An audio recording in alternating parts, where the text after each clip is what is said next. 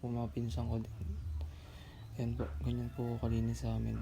Then after po nun, i-check ko po yung motor ko, then pupunasan ko po siya katulad po kagabi, umulan po.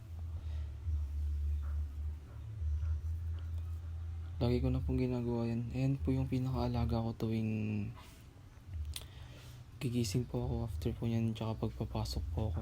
Ganyan po ako sa kanya. Lagi ko po siyang pupunasan. Gusto ko po, presentable po siya lagi pag nakikita po ng ibang tao. Ganun po ako kaalaga sa motor ko. Regalo po sa akin ni mama nung nag-birthday po ako, nung nag-16 po ako. Kaya po ganyan po ako kaalaga sa motor ko po.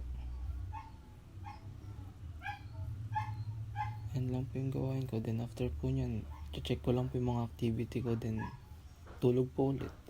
Lalo na po pag wala kaming pasok.